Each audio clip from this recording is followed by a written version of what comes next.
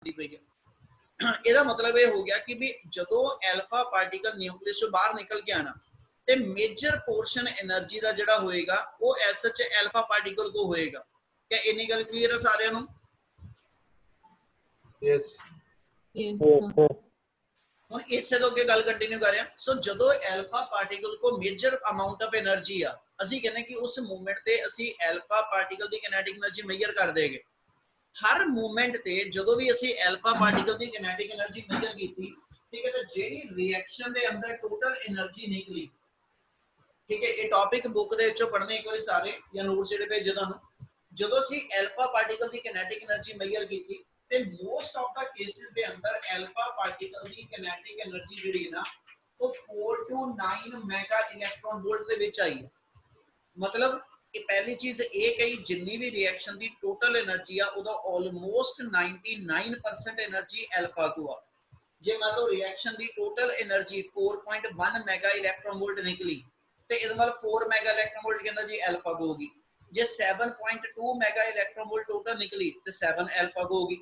ਇਹਦਾ मतलब किसी भी मूवमेंट ते एल्फा पार्टिकल जो भी न्यूक्लियस से बाहर आंदा that always to be come out with the energy which lie in the range of 4 to 9 mega electron volt। मतलब 4 तो घट ते 9 मेगा इलेक्ट्रॉन वोल्ट तो ज्यादा एनर्जी दा अल्फा पार्टिकल कभी न्यूक्लियस से बाहर नहीं आया। ਅਸੀਂ ਕਹਿੰਦੇ न्यूक्लियस ਦੇ ਅੰਦਰ बेसिकली दो तरह ਦੀਆਂ फोर्सेस ਦਾ रोल प्ले ਕਰਦੀਆਂ। ਅਸੀਂ ਗ੍ਰੈਵਿਟੇਸ਼ਨਲ ਫੋਰਸ ਨਹੀਂ ਗਿਣ ਕੇ ਚੱਲਦੇ ਪਏ ਕਿਉਂਕਿ ਅਸੀਂ ਐਸਐਚਓ ਦੀ ਗੱਲ ਕਰ ਹਟੇ ਆਲਰੇਡੀ ਕਿ ਉਹ ਵੀਕੈਸਟ ਫੋਰਸ ਆ। ਇਹਦਾ ਮਤਲਬ ਜਿਹੜੀਆਂ ਦੋ ਮੇਨ ਫੋਰਸਸ न्यूक्लियस से डील ਕਰਦੀਆਂ, ठीक है जी, those two forces are the कहना जी coulombic force of repulsion and nuclear force of attraction। nuclear force of attraction her proton proton proton neutron neutron neutron सारे चा, जबकि coulombic repulsion force between proton and proton। फिर ਅਸੀਂ find out ਇਹ ਕੀਤਾ ਉਹਦੇ ਵਿੱਚ ਆਪਾਂ ਇੱਕ ਕੰਡੀਸ਼ਨ ਦੱਸੀ ਸੀ ਕਿ ਜੇ ਐਸ ਸੱਚ ਅਸੀਂ ਮੇਜਰ ਕਰੀਏ ਤੇ ਜਿਹੜੀ ਰਿਪਲਸਿਵ ਫੋਰਸ ਆ ਉਹ ਡਿਸਟੈਂਸ ਨਾਲ ਇਨਵਰਸਲੀ ਟੂ r ਸਕੁਅਰ ਆ ਜਿਹੜੀ ਰਿਪਲਸਿਵ ਫੋਰਸ ਆ, ਤੇ ਜਿਹੜੀ ਨਿਊਕਲੀਅਰ ਫੋਰਸ ਆਫ ਅਟਰੈਕਸ਼ਨ ਆ ਉਹ ਡਿਸਟੈਂਸ ਨਾਲ inversely to r raise to power 7 ਆ।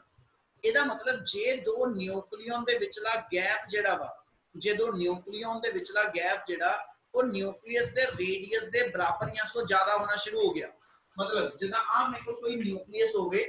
ਇਹਦਾ ਰੇਡੀਅਸ ਜਿਹੜਾ ਹੈਗਾ ਨਿਊਕਲੀਅਸ ਦਾ 10 ਰੇਜ਼ ਟੂ ਪਾਵਰ -15 ਮੀਟਰ। ਇਹਦਾ ਮਤਲਬ ਇੱਕ ਇੱਥੇ ਪਿਆ ਨਿਊਕਲੀਅਸ, ਇੱਕ ਇੱਥੇ ਨਿਊਕਲੀਅਨ ਪਿਆ। ਜੇ ਆ ਦੋ ਨਿਊਕਲੀਅਨ ਦੇ ਵਿਚਲਾ ਗੈਪ ਜਿਹੜਾ ਵਾ ਇਹ 10 ਰੇਜ਼ ਟੂ ਪਾਵਰ -15 ਮੀਟਰ ਤੋਂ ਜ਼ਿਆਦਾ ਹੋ ਗਿਆ,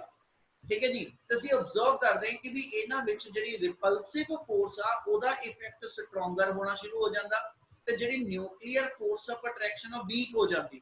क्यों ਇਹਦੀ ਗੱਲ ਅੱਗੇ ਦੱਸੀ ਹੋਈ ਹੈ ਤੁਹਾਨੂੰ ਕਿ ਰਿਪਲਸਿਵ ਦੇ ਉੱਤੇ ਇਫੈਕਟ r ਸਕੁਅਰ ਦੇ ਹਿਸਾਬ ਨਾਲ ਹੋਣਾ, ਜਦਕਿ ਨਿਊਕਲੀਅਰ ਫੋਰਸ ਤੇ effect r raise to power 7। ਅਸੀਂ ਕਿਹਾ ਸੀ ਜੇ ਡਿਸਟੈਂਸ ਡਬਲ ਹੋਇਆ ਨਾ, ਸਿਰਫ ਡਿਸਟੈਂਸ ਡਬਲ ਹੋਇਆ ਅੱਗੇ ਨਾਲ ਤੇ ਰਿਪਲਸਿਵ ਫੋਰਸ 1/4 ਰਹਿ ਜਾਣੀ ਆ, ਜਦਕਿ ਨਿਊਕਲੀਅਰ ਫੋਰਸ ਅੱਗੇ ਨਾਲੋਂ 1/128 ਟਾਈਮ ਘਟ ਜਾਣੀ। ਮਤਲਬ ਆ ਬਹੁਤ ਵੀਕ ਹੋ ਜਾਣੀ, ਆ ਫੋਰਸ ਬਹੁਤ ਵੀਕ ਹੋ ਜਾਣੀ ਤੇ ਮੇਨ ਡੋਮੀਨੇਟਿੰਗ ਫੋਰਸ ਜਿਹੜੀ ਉਹ ਰਿਪਲਸਿਵ ਬਣ ਜਾਂਦੀ। ਇਹਦਾ ਮਤਲਬ ਇਹ ਹੋ ਗਿਆ ਕਿ ਰਿਪਲਸ਼ਨ ਜਿਹੜੀ ਆ ਉਹ ਨਿਊਕਲੀਅਸ ਦੇ ਅੰਦਰ ਸਟਰੋਂਗ ਹੋ ਜਾਂਦੀ ਤੇ ਜਦੋਂ ਰਿਪਲਸ਼ਨ ਨਿਊਕਲੀਅਸ ਦੇ ਅੰਦਰ ਸਟਰੋਂਗ ਹੁੰਦੀ ਤੇ ਕਹਿੰਦਾ ਜੀ ਅਸੀਂ ਕਹਿੰਦੇ ਉਸ ਮੂਵਮੈਂਟ ਤੇ ਫਿਰ ਜਿਹੜਾ ਐਲਫਾ ਪਾਰਟੀਕਲ ਆ that will come out of the nucleus। ਉਸ ਰਿਪਲਸ਼ਨ ਦੇ ਅਗੇਂਸਟ ਕਹਿੰਦਾ ਜੋ ਐਲਫਾ ਪਾਰਟੀਕਲ ਬਾਹਰ ਨਿਕਲਦਾ। ਹੁਣ ਗੱਲ ਇੱਥੇ ਮੇਨ ਕੀ ਜੁੜਨ ਲੱਗੀ, ਗੱਲ ਸਮਝਿਓ ਧਿਆਨ ਨਾਲ, ਜੋ ਦੱਸਣ ਲੱਗਿਆ ਇਹਨੂੰ ਕਹਿੰਦੇ ਟਨਲਿੰਗ ਇਫੈਕਟ। ਇਹਨੂੰ ਅਸੀਂ ਨਾਮ ਦਿੰਦੇ ਹਾਂ that phenomena is to be called as a tunneling effect। Basically tunneling effect ਜਿਹੜਾ ਵਾ ਉਹ ਕਿਸ ਚੀਜ਼ ਨੂੰ ਐਕਸਪਲੇਨ ਕਰਦਾ ਪਿਆ। ਜੇ ਅਸੀਂ 올ਡ ਥਿਉਰੀ ਆਫ ਫਿਜ਼ਿਕਸ ਲੈ ਕੇ ਚੱਲੀਏ ਤਾਂ ਅਸੀਂ ਉਹਦੇ ਅੰਦਰ ਇੱਕ ਚੀਜ਼ ਫਾਈਂਡ ਆਊਟ ਕਰਦੇ ਹਾਂ। 올ਡ ਥਿਉਰੀ ਕਹਿੰਦੀ ਨਿਊਕਲੀਅਸ ਦੇ ਅੰਦਰ ਜਿਹੜਾ ਪੋਟੈਂਸ਼ੀਅਲ ਦਾ ਬੈਰੀਅਰ ਹੋਏਗਾ, ਪੋਟੈਂਸ਼ੀਅਲ ਬੈਰੀਅਰ ਦਾ ਮਤਲਬ ਕਿ ਵੀ ਜਿੰਨਾ ਘੱਟੋ ਘੱਟ ਨਿਊਕਲੀਅਸ ਦੇ ਵਿੱਚੋਂ ਨਿਊਕਲੀਓਨ ਨੂੰ ਠੀਕ ਹੈ ਬਾਹਰ ਆਉਣ ਵਾਸਤੇ ਵਰਕ ਕਰਨਾ ਪਏਗਾ, ਉਹ ਬੈਰੀਅਰ ਅਪਰੋਕਸੀਮੇਟਲੀ ਨਿਊਕਲੀਅਸ ਦੇ ਅੰਦਰ 25 ਮੈਗਾ ਇਲੈਕਟ੍ਰੋਨ ਵੋਲਟ ਦਾ ਹੁੰਦਾ।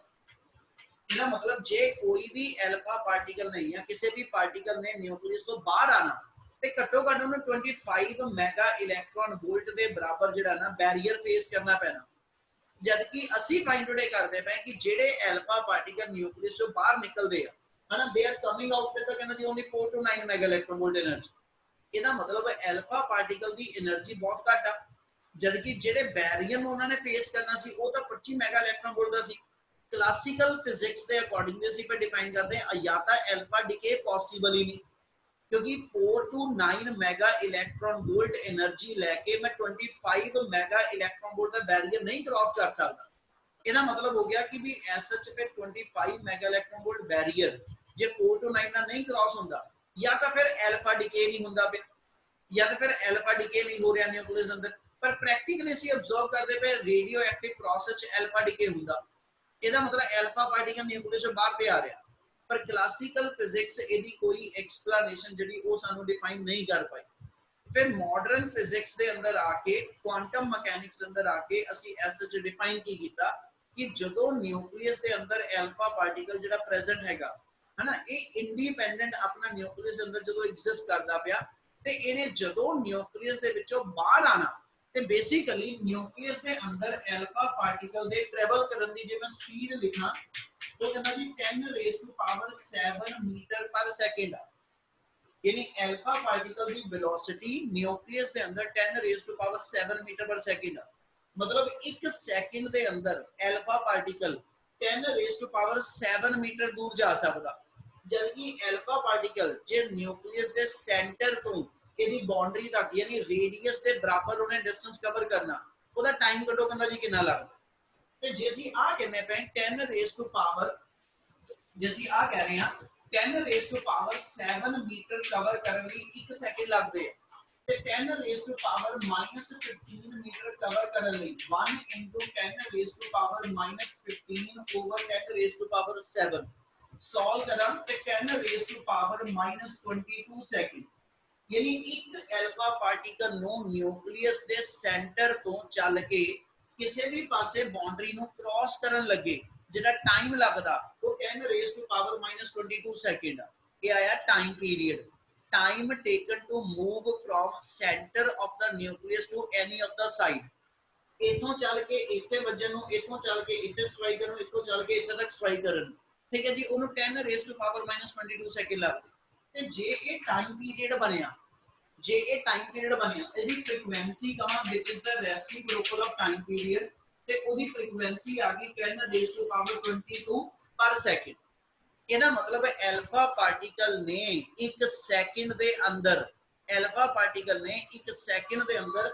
ਨਿਊਕਲੀਅਸ ਦੇ ਸੈਂਟਰ ਤੋਂ ਨਿਊਕਲੀਅਸ ਦੀ ਬਾਉਂਡਰੀ ਨੂੰ SH 10 raise to power 22 time ਉਹਨੇ ਹਿੱਟ ਕਰਨਾ। ਇਹਦਾ ਮਤਲਬ ਜਿਹੜੀ ਨਿਊਕਲੀਅਸ ਦੀ ਐਸਐਚ ਫ੍ਰੀਕੁਐਂਸੀ ਆ, ਅਲਫਾ ਪਾਰਟੀਕਲ ਦੀ ਜਿਹੜੀ frequency to hit the barrier ਹੈ ਨਾ, ਉਹ ਕਹਿੰਦਾ ਜੀ ਉਹ ਬਹੁਤ ਹਾਈ ਆ। ਅਸੀਂ ਕਹਿੰਦੇ ਆਲਦੋ ਅਲਫਾ ਪਾਰਟੀਕਲ ਕੋਲ એનર્ਜੀ ਲੋ ਆ, ਪਰ ਅਲਫਾ ਪਾਰਟੀਕਲ ਦੀ ਜਿਹੜੀ ਐਸਐਚ ਫ੍ਰੀਕੁਐਂਸੀ ਹੈਗੀ to strike on the wall of nucleus ਉਹ ਮੇਰੇ ਕੋਲ ਬਹੁਤ ਹਾਈ ਆ। ਉਹਦੇ ਕਰਕੇ ਜੇ ਅਸੀਂ ਐਸਐਚ ਬਣਾਈਏ कि probability to escape from the nucleus, probability to escape from the nucleus वो कहता जी दो चीज़ों पे डिपेंड करेगी। नंबर 1 probability, ठीक है जी, in one collision into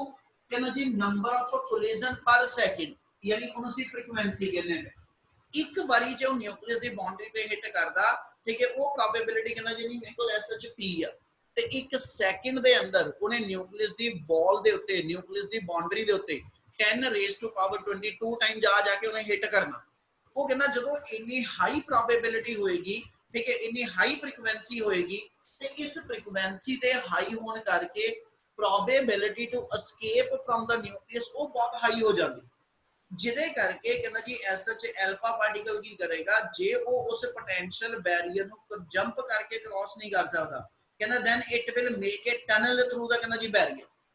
then it will make a tunnel through the barrier and tunneling करके वही alpha particle lesser amount of energy ਦੇ ਨਾਲ ਵੀ ਉਸ ਨਿਊਕਲੀਅਸ ਦੇ potential barrier ਨੂੰ cross ਕਰ ਜਾਂਦਾ।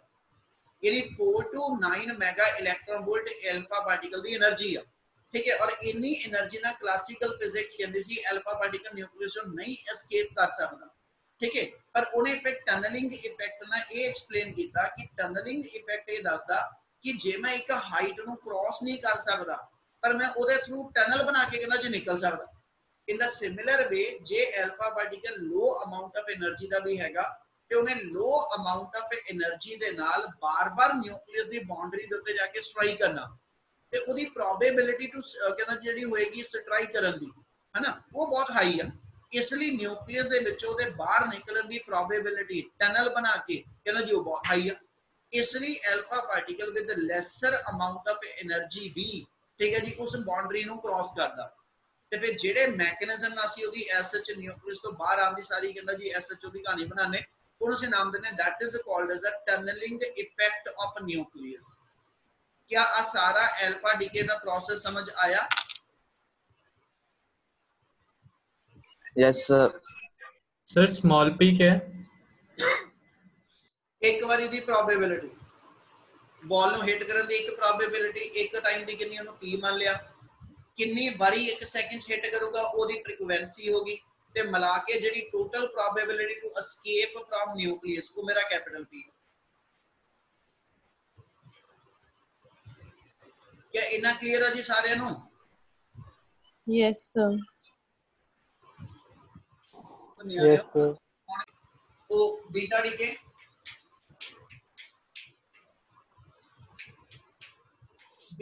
ਨੂੰ ਜੇ ਡਿਫਾਈਨ ਕਰੀਏ ਤਾਂ ਅਸੀਂ बीटा डीके ਦਾ ਪ੍ਰੋਸੈਸ ਕੀ ਕਹਿੰਦੇ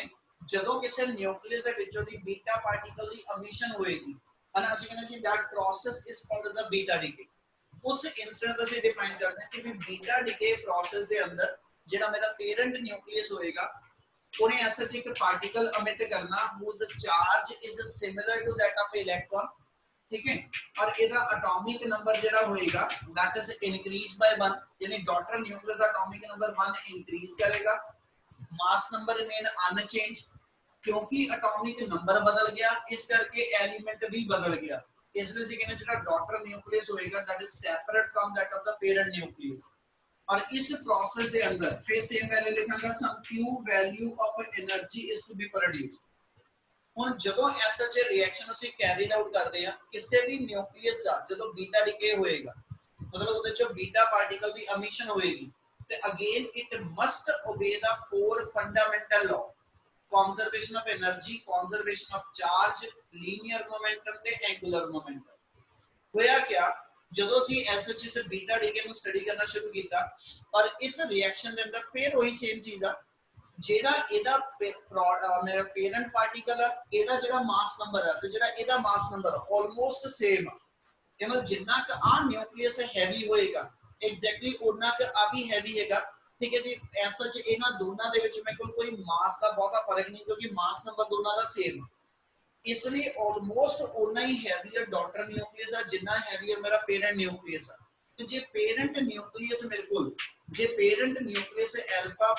बीटा पार्टिकल दी एमिशन तो बाद पेरेंट न्यूक्लियस बीटा पार्टिकल दी एमिशन तो बाद रेस्ट दी स्टेट च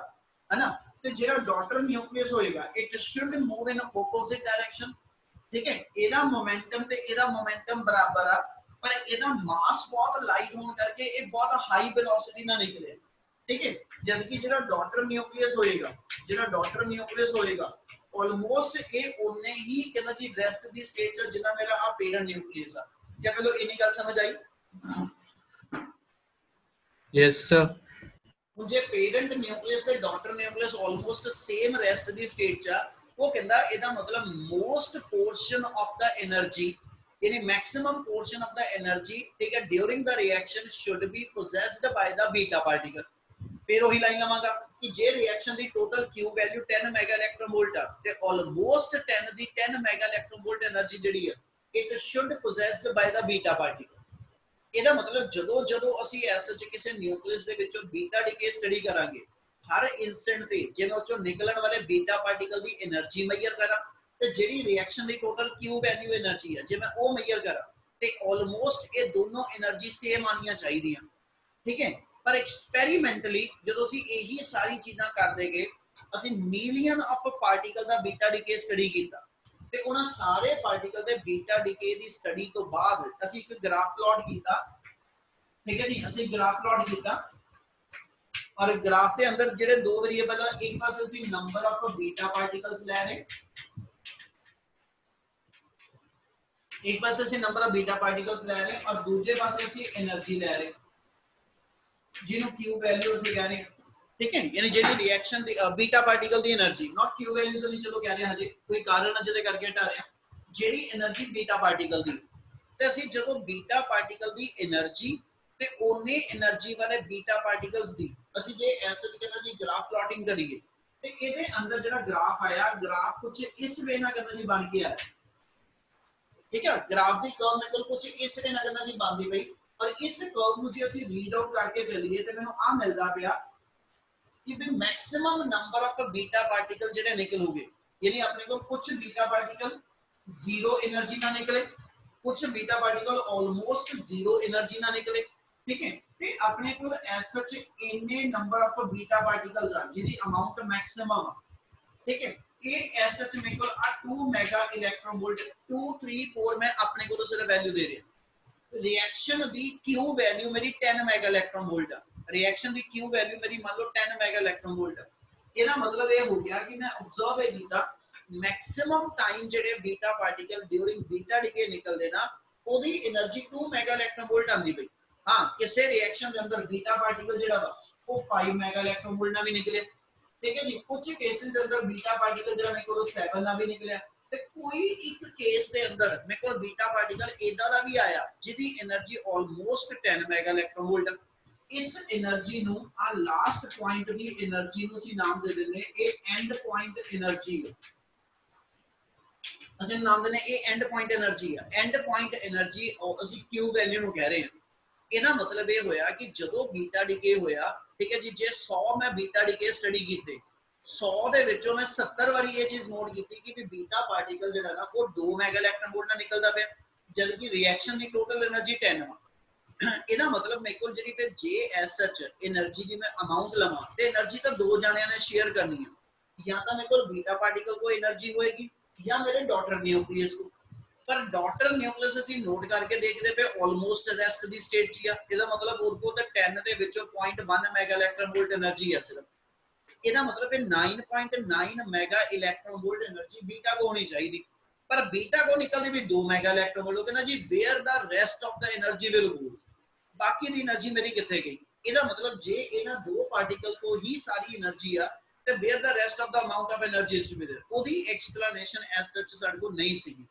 ਇਹਦਾ ਮਤਲਬ ਹੋ ਗਿਆ ਤੁਹਾਡਾ ਇਹ given phenomena law of conservation of energy ਨੂੰ ਡਿਸਓਬੇ ਕਰ ਰਿਹਾ ਸੀ ਫਿਰ ਦੂਜੇ ਪਾਸੇ ਜਦੋਂ ਨਿਊਕਲੀਅਸ ਦੇ ਵਿੱਚੋਂ ਬੀਟਾ ਪਾਰਟੀਕਲ ਨਿਕਲ ਕੇ ਆਇਆ which is same as that of the electron ਤੇ we know when electron will move around the nucleus ਠੀਕ ਹੈ ਜੀ ਜਦੋਂ ਇਲੈਕਟ੍ਰੋਨ ਆਪਣੇ ਆਰਬਿਟ ਚ ਮੂਵ ਕਰਦਾ ਤੇ ਉਹ ਨਾਲੋਂ ਨਾਲ ਸਪਿਨ ਕਰਦਾ ਤੇ ਜਦੋਂ ਸਪਿਨ ਕਰਦਾ ਤੇ ਅਸੀਂ ਕਹਿੰਦੇ ਜੀ ਉਹਦਾ ਸਪਿਨ ਐਂਗੂਲਰ ਮੋਮੈਂਟਮ ਤੇ ਉਹਦਾ ਸਪਿਨ ਐਂਗੂਲਰ ਮੋਮੈਂਟਮ ਜਿਹੜਾ ਹੋਏਗਾ that is either plus half or minus half या तो दी वैल्यू plus half और spin दी या minus half depending rotation anti clockwise जाके rotation clockwise ਇਹਦਾ ਮਤਲਬ ਜਦੋਂ ਇਸ ਨਿਊਕਲੀਅਸ ਦੇ ਵਿੱਚੋਂ ਬੀਟਾ ਪਾਰਟੀਕਲ ਨਿਕਲਿਆ z ਐਕਸੇ ਵਾਲੇ ਚ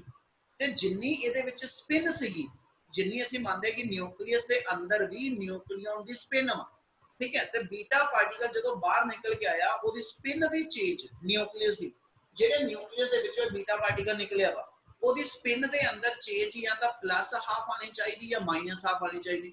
ਪਰ ਐਕਸਪੈਰੀਮੈਂਟਲੀ ਅਸੀਂ ਆਬਜ਼ਰਵ ਇਹ ਕਰਦੇ ਕਿ ਜਾਂ ਤਾਂ ਨਿਊਕਲੀਅਸ ਦੀ ਸਪਿਨ ਚੇਂਜ ਹੀ ਨਹੀਂ ਹੁੰਦੀ ਜਾਂ ਨਿਊਕਲੀਅਸ ਦੀ ਸਪਿਨ ਇੰਟੀਜਰ ਨਾਲ ਚੇਂਜ ਹੋਈ ਮਤਲਬ ਜਾਂ ਤਾਂ 0 ਚੇਂਜ ਆਈ ਠੀਕ ਹੈ ਜੀ ਜਾਂ 1 ਦੀ ਚੇਂਜ ਆਈ ਜਦਕਿ ਐਕਸਪੈਰੀਮੈਂਟਲੀ ਜਿਹੜੀ ਚੇਂਜ ਆ ਉਹ ਹਾਫ ਦੀ ਆਣੀ ਚਾਹੀਦੀ ਇਹਦਾ ਮਤਲਬ ਹੋ ਗਿਆ ਕਿ ਵੀ ਜਿਹੜਾ ਤੁਹਾਡਾ ਬੀਟਾ ਡਿਕੇ ਹੈਗਾ ਠੀਕ ਹੈ ਜੀ ਇਟ ਡਸ ਨਾਟ ਓਬੇ ਦਾ कहना जी स्पिन एंगुलर मोमेंटम कंजर्वेशन ਇਹਦਾ ਮਤਲਬ conservation of spin angular momentum ਤੇ ਕੰਜ਼ਰਵੇਸ਼ਨ ਆਫ ਕਹਿੰਦਾ એનર્ਜੀ ਇਹ ਦੋ ਲਾਅ ਨੂੰ ਤੁਹਾਡਾ ਬੀਟਾ ਡੀਕੇ ਦਾ ਫੀਨੋਮੀਨਾ ਡਿਸਓਬੇ ਕਰ ਰਿਹਾ ਸੀ ਤੇ ਜਦੋਂ ਇਹ ਦੋ ਲਾਅ ਡਿਸਓਬੇ ਹੋ ਰਹੇ ਸੀ ਹਾਂ ਕੰਜ਼ਰਵੇਸ਼ਨ ਆਫ એનર્ਜੀ ਤੇ ਕੰਜ਼ਰਵੇਸ਼ਨ ਆਫ ਲੀਨੀਅਰ ਮੋਮੈਂਟਮ ਇਹ ਦੋ ਕੰਜ਼ਰਵੇਸ਼ਨ ਆਫ ਚਾਰਜ ਤੇ ਕੰਜ਼ਰਵੇਸ਼ਨ ਆਫ ਲੀਨੀਅਰ ਮੋਮੈਂਟਮ ਇਹ ਦੋਨੋਂ ਲਾਅ ਇਹ ਜਸਟੀਫਾਈ ਕਰ ਰਿਹਾ ਸੀ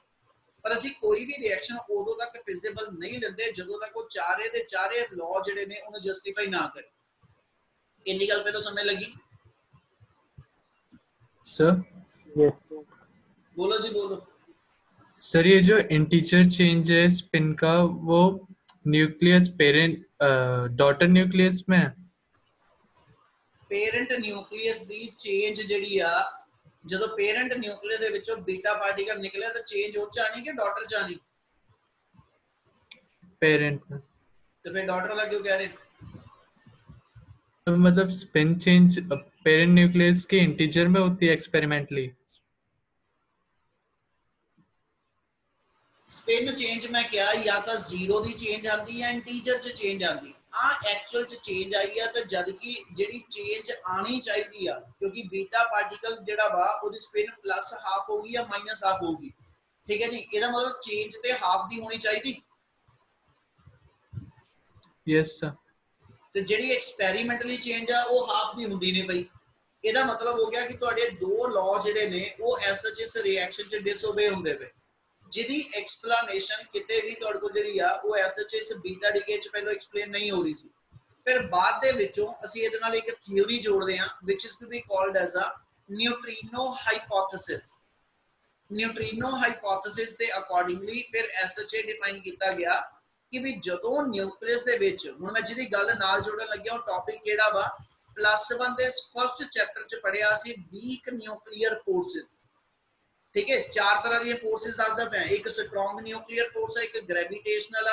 एक इलैक्ट्रोस्टैटिक या इलैक्ट्रोमैग्नेटिक आ, ते चौथी फोर्स साडे कोल जिहड़ी आंदी आ दैट्स कॉल्ड द कहंदा जी weak nuclear force. As such ये फाइंड आउट किया गया कि जदों पॉली ने फाइंड आउट किया कि जदों तुहाडे कोल एज सच न्यूक्लियस दे थ्रू, ठीक है, बीटा डिके हुंदा, वो कहंदा न्यूक्लियस दे विचों कला बीटा पार्टिकल नहीं निकलदा, न्यूक्लियस दे विचों कला बीटा पार्टिकल नहीं निकलदा। वो कहंदा जी न्यूक्लियस दे विचों कोई न्यूट्रल पार्टिकल होर भी निकलदे हैं, ठीक है जी। वो न्यूट्रल आ इस करके पता नहीं लगे क्योंकि टोटल चार्ज रिएक्टेंट साइड ते टोटल चार्ज प्रोडक्ट साइड ते पहले ही पूरा सीगा, इसलिए चार्ज दे अंदर उस पार्टिकल दे निकलना कोई चेंज नहीं आई। उन्हें कहा कि जदों न्यूक्लियस दे विचों न्यूट्रिनो जिहड़ा होएगा, न्यूट्रिनो हाइपोथेसिस वर्ड ये दिता गया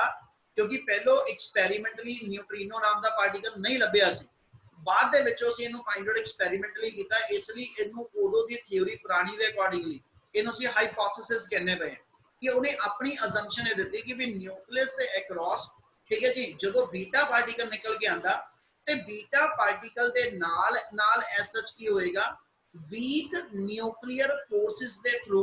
ਉਹਦੇ ਨਾਲ ਨਿਊਟ੍ਰੀਨੋ ਵੀ ਬਾਈਂਡ ਹੁੰਦਾ। ਯਾਨੀ ਜਦੋਂ ਇਸ ਨਿਊਕਲੀਅਸ ਦੇ ਵਿੱਚੋਂ ਅਸੀਂ ਕਹਾਂਗੇ ਕਿ ਬੀਟਾ ਪਾਰਟੀਕਲ ਨਿਕਲਿਆ, ਉਹ ਕਹਿੰਦਾ ਇਹ ਚੋਂ ਕੱਲਾ ਬੀਟਾ ਪਾਰਟੀਕਲ ਨਹੀਂ ਨਿਕਲਣਾ, ਬੀਟਾ ਪਾਰਟੀਕਲ ਦੇ ਨਾਲ ਨਾਲ ਇੱਕ ਹੋਰ ਪਾਰਟੀਕਲ ਇਹਨਾਂ ਬਚਿਆ ਹੋਇਆ ਵਾ which is to be called the neutrino particle, ਜਾਂ ਅਸੀਂ ਇਹਨੂੰ ਕਹਿੰਦੇ ਐਂਟੀ ਨਿਊਟ੍ਰੀਨੋ।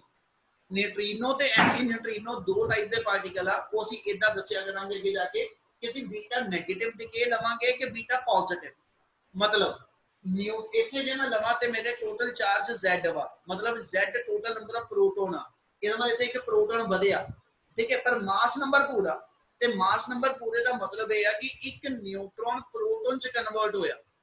ਜਦੋਂ ਨਿਊਟ੍ਰੋਨ ਪ੍ਰੋਟੋਨ ਚ ਕਨਵਰਟ ਹੁੰਦਾ ਇਹ ਬੀਟਾ ਨੈਗੇਟਿਵ ਡਿਕੇ ਆ,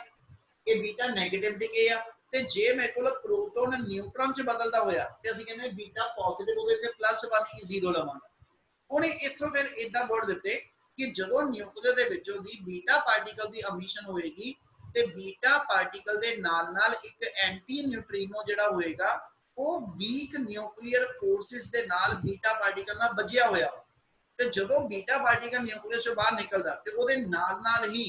न्यूट्रिनो या एंटी न्यूट्रिनो नाल बाहर आंदा। और न्यूट्रिनो या एंटी न्यूट्रिनो जिहड़े ने ये चार्जलैस ते मासलैस पार्टिकल आ, इहनूं गामा पार्टिकल नहीं कह रहे, इहनूं फोटोन नहीं कह रहे। वो कहना न्यूट्रिनो अपने आप च सैपरेट एक पार्टिकल आ गया। जदों बीटा पार्टिकल निकलिया ਇਹਦੇ ਨਾਲ ਐਸ ਐਚ ਆ ਜਿਹੜਾ ਨਿਊਟ੍ਰੀਨੋ ਹੋਏਗਾ 0 ਨਿਊ ਐਸ 0, ਇਹ ਮਤਲਬ ਨਾ ਤਾਂ ਇਹਦਾ ਕੋਈ ਚਾਰਜ ਆ ਨਾ ਇਹਦਾ ਕੋਈ ਮਾਸ ਆ। ਹਾਂ ਇਹਦੀ ਸਪਿਨ ਹਾਫ ਹੈਗੀ ਆ, ਇਹਦੀ ਸਪਿਨ ਹਾਫ ਹੈਗੀ ਆ। ਇਹਦਾ ਮਤਲਬ ਉਹਨਾਂ ਨੇ ਮੇਜਰ ਕੀਤਾ ਕਿ ਜਦੋਂ ਇਹ ਪਾਰਟੀਕਲ ਬੀਟਾ ਪਾਰਟੀਕਲ ਦੇ ਨਾਲ ਨਿਕਲਣਾ, ਜੇ ਬੀਟਾ ਪਾਰਟੀਕਲ ਤੇ ਨਿਊਟ੍ਰੀਨੋ ਦੋਨੋਂ ਦੇ ਦੋਨੋਂ ਸੇਮ ਡਾਇਰੈਕਸ਼ਨ ਚ ਸਪਿਨ ਕਰਦੇ ਹੋਏ ਬਾਹਰ ਨਿਕਲੇ ਤੇ ਇਹਨਾਂ ਦੋਨਾਂ ਦੀ ਸਪਿਨ ਐਡ ਹੋ ਜਾਣੀ ਤੇ ਦੋਨਾਂ ਦੀ ਸਪਿਨ ਐਡ ਕਰਕੇ ਜਿਹੜੀ ਸਪਿਨ ਦੀ ਟੋਟਲ ਚੇਂਜ ਆ ਉਹ 1 ਬਣੂਗੀ। ਤੇ ਜੇ ਬੀਟਾ ਪਾਰਟੀਕਲ ਤੇ ਨਿਊਟ੍ਰੀਨੋ ਇੱਕ ਦੂਜੇ ਤੋਂ ਆਪੋਜ਼ਿਟ ਡਾਇਰੈਕਸ਼ਨ ਚ ਸਪਿਨ ਕਰਦੇ ਹੋਏ, ਮਤਲਬ ਇੱਕ ਕਲੌਕਵਾਈਜ਼ ਤੇ ਇੱਕ ਐਂਟੀ ਕਲੌਕਵਾਈਜ਼, ਤੇ ਇਹਨਾਂ ਦੋਨਾਂ ਦੀ ਸਪਿਨ ਇੱਕ ਦੂਜੇ ਨਾਲ ਕੈਨਸਲ ਹੋ ਜਾਣੀ ਤੇ ਕੈਨਸਲ ਹੋ ਕੇ ਨੈਟ ਸਪਿਨ ਦੀ ਚੇਂਜ ਜਿਹੜੀ ਉਹ 0। और दूजे पासे उन्होंने मेजर किया कि भी जेड़ा बीटा पार्टिकल दे नाल नाल न्यूट्रिनो निकलदा पिया इस न्यूट्रिनो ने एनर्जी बीटा पार्टिकल दे नाल शेयर की। जे beta particle SH2 mega electron volt दा निकलिया ते experimentally it was found that कि जेड़ा न्यूट्रिनो आ ओदे को 8 मेगा इलेक्ट्रॉन वोल्ट बाकी एनर्जी मिली ते जे beta particle 7 mega electron volt दा निकलिया ते इहदे कोल ऑलमोस्ट 3 मेगा इलेक्ट्रॉन वोल्ट एनर्जी मिली। ਇਹਦਾ मतलब बीटा पार्टिकल ਦੇ ਨਾਲ-ਨਾਲ ठीक है जी न्यूट्रिनो या एंटी न्यूट्रिनो ਜਿਹੜਾ ਜਦੋਂ ਨਿਊਕਲੀਅਸ ਤੋਂ ਬਾਹਰ ਆਉਂਦੇ ਤੇ ਉਹ ਐਸਐਚ ਨਿਊਕਲੀਅਰ ਸਪਿਨ ਨੂੰ ਵੀ ਤੇ ਕਨਜ਼ਰਵੇਸ਼ਨ ਆਫ એનર્ਜੀ ਨੂੰ ਵੀ ਇਹਨਾਂ ਦੋਨਾਂ ਚੀਜ਼ਾਂ ਨੂੰ ਸਾਈਮਲਟੇਨੀਅਸਲੀ ਕਹਿੰਦਾ ਜੀ ਨਾਲ ਉਹਦੇ ਓਬੇ ਕਰਦੇ। ਇਸ ਲਈ ਇਹਨੂੰ ਅਸੀਂ ਥਿਉਰੀ ਨੂੰ ਨਾਮ ਦੇ ਦਿੰਦੇ ਹਾਂ ਕਿ ਬੀਟਾ ਡਿਕੇ ਦੇ ਨਾਲ-ਨਾਲ ਫਿਰ ਆ ਰਿਐਕਸ਼ਨ ਆਪਣੇ ਆਪ ਚ ਇਦਾਂ ਪੂਰੀ ਨਹੀਂ ਹੋਏਗੀ। ਇਹਦੇ ਨਾਲ ਤੁਸੀਂ ਐਸਐਚ ਇੱਥੇ ਕੀ ਕਰੋਗੇ ਇੱਕ ਪਾਰਟੀਕਲ ਜਿਹੜਾ 0 ਨਿਊ ਬਾਰ 0 ਆ ਨਾਲ ਹੋਰ ਐਡ ਕਰਾਂਗੇ। ਇਹਦਾ मतलब हो गया कि न्यूट्रिनो या एंटी न्यूट्रिनो डिपेंडिंग रिएक्शन की ਉਹਦੇ ਅਕੋਰਡਿੰਗਲੀ न्यूट्रिनो या एंटी न्यूट्रिनो बीटा पार्टिकल ਦੇ ਨਾਲ-ਨਾਲ ਕਹਿੰਦਾ ਜੀ ਨਿਊਕਲੀਅਸ ਤੋਂ ਬਾਹਰ ਆਏਗਾ ਜਿਹੜਾ ਕਨਜ਼ਰਵੇਸ਼ਨ ਆਫ એનર્ਜੀ ਤੇ ਕਨਜ਼ਰਵੇਸ਼ਨ ਆਫ ਕਹਿੰਦਾ ਜੀ ਸਪਿਨ ਐਂਗੂਲਰ ਮੋਮੈਂਟਮ ਦੋਨੇ ਕੰਡੀਸ਼ਨ ਨੂੰ ਜਸਟੀਫਾਈ ਕਰਦਾ। ਫਿਰ ਅਸੀਂ ਕਹਿੰਦੇ ਕਿ ਵੀ ਬੀਟਾ ਡਿਕੇ ਜਿਹੜਾ ਵਾ ਉਹ ਪ੍ਰੈਕਟੀਕਲੀ ਫਿਜ਼ੀਬਲ ਹੋਏ। क्या गल समझ लगी?